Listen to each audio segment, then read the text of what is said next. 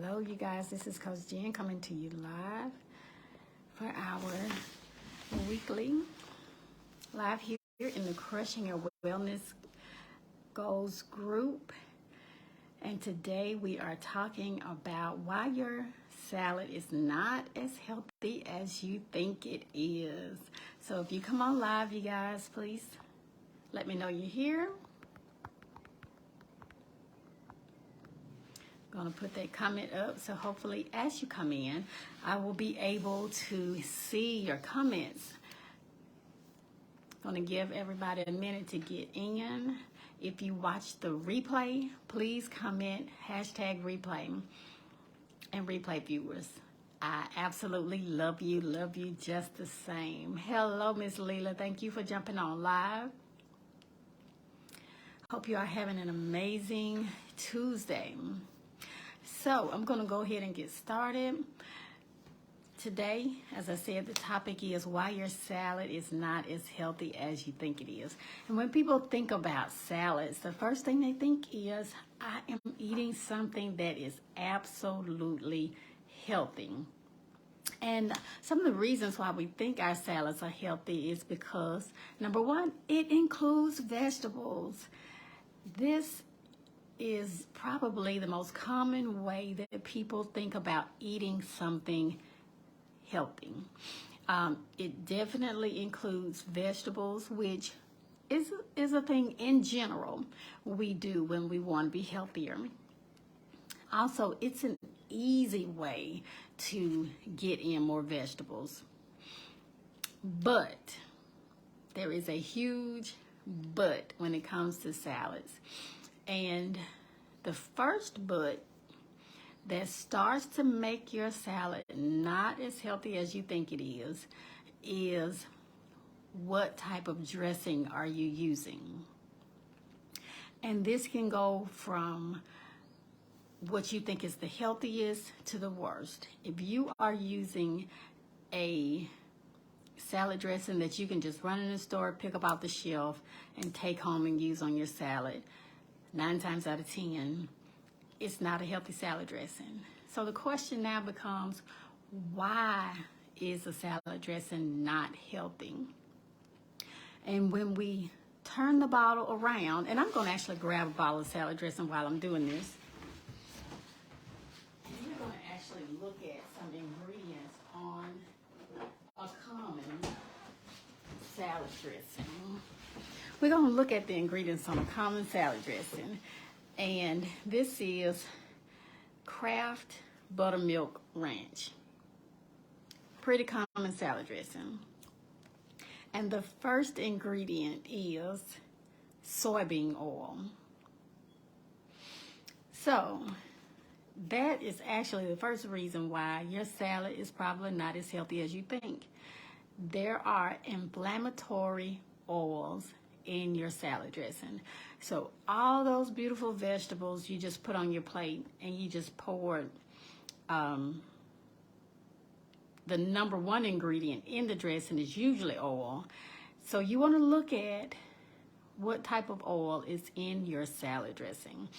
There are many options, but the most common one they use is soybean oil, and it is not good for you. A lot of soybeans in the United States are GMO. So not only is it an inflammatory oil, but now it's something that they have genetically modified to create. So that's 2 strikes against the soybean oil that's in most of your salad dressing. So the next time you decide to eat a salad, or when you get home, look at your favorite salad dressing and see if you see soybean oil in it. If so, it is an inflammatory product.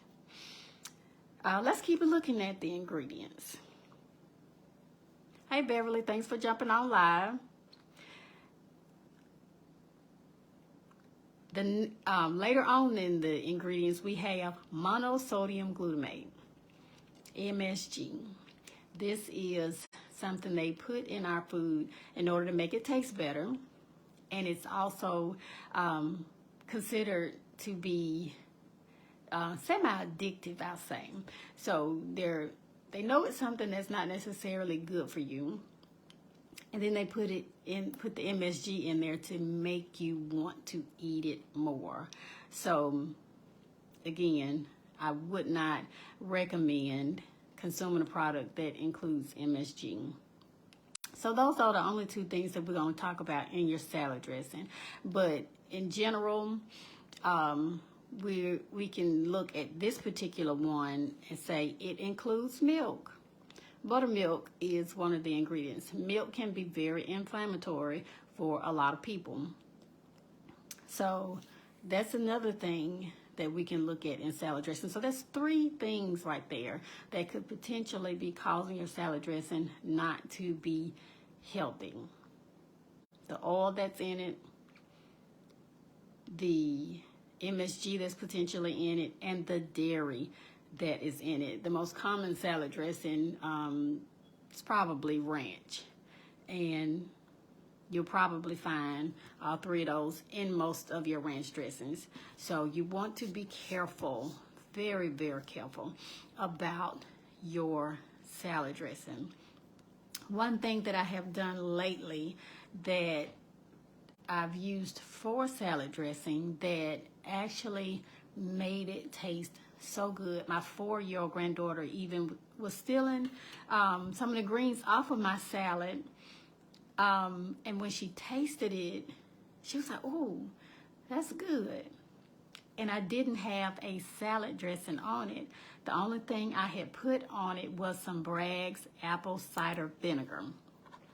And it has become my favorite to put on the dressing.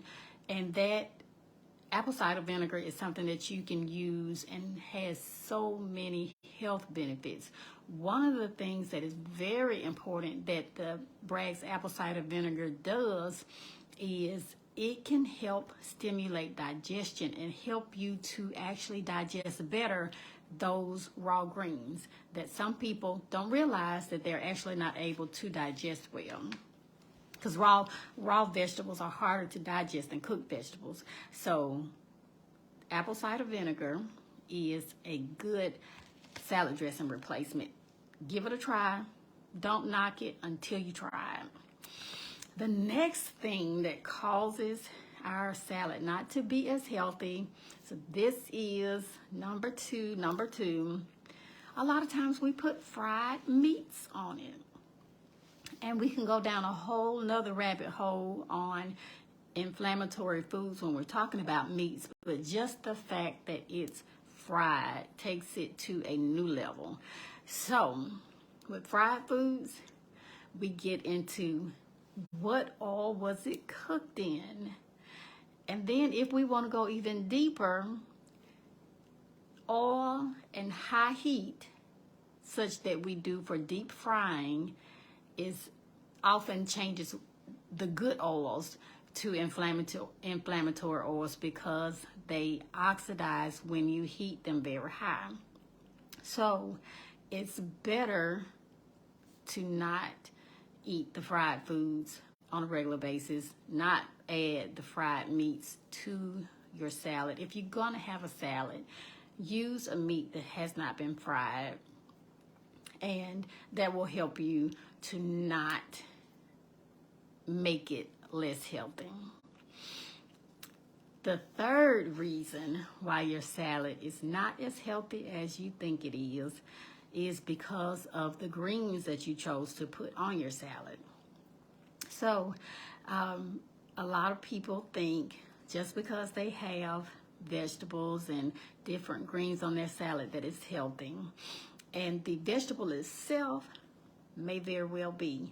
However, if you are using greens on your salad, and when I say greens, I mean romaine lettuce, butter leaf lettuce, green leaf lettuce, spinach, kale, a spring mix, chard, whatever type of greens, even if it's plain old iceberg lettuce, if you are using any type of greens on your salad, I encourage you strongly to use organic.